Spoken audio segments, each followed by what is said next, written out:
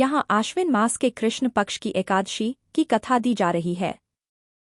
आश्विन मास के कृष्ण पक्ष की एकादशी का नाम इंदिरा एकादशी है।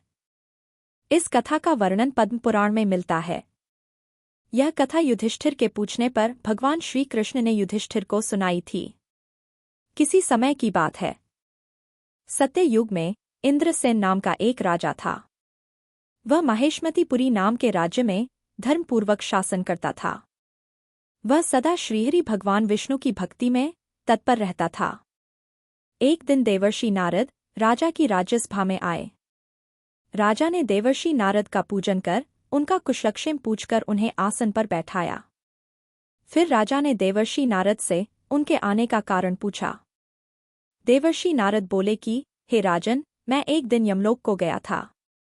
वहां पर यमराज की सभा में मैंने तुम्हारे पिताजी को भी देखा था।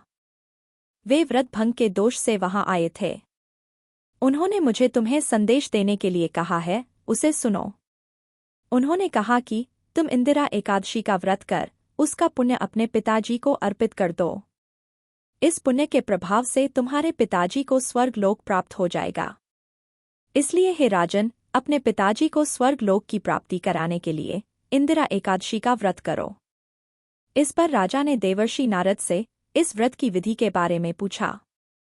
देवर्षि नारद ने इस व्रत की विधि इस प्रकार बतलाई। आश्विन मास के कृष्ण पक्ष की दशमी को प्रातःकाल स्नान करें। फिर मध्याह्न काल में स्नान करके एक समय भोजन करें और रात्रि में भूमि पर सोए। फिर अगले दिन सुबह स्नान आदि से निवृत्त होकर भक्ति भाव से निम्नांकित मंत्र पढ़ते हुए उपवास का नियम ग्रहण करें। अध्य स्थित्वा निराहार सर्वभोग विवर्जित शो भोक्षे पुंडरीकाक्ष शरणम में भवाच्युत। अर्थात हे कमल नयन भगवान नारायण, आज मैं सब भोगों से अलग हो निराहार रहकर कल भोजन करूंगा। आप मुझे शरण दें।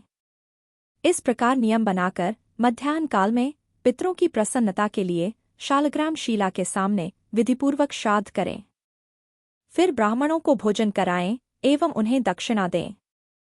पितरों को दिए हुए पिंड को सूंघकर गाय को खिला दें।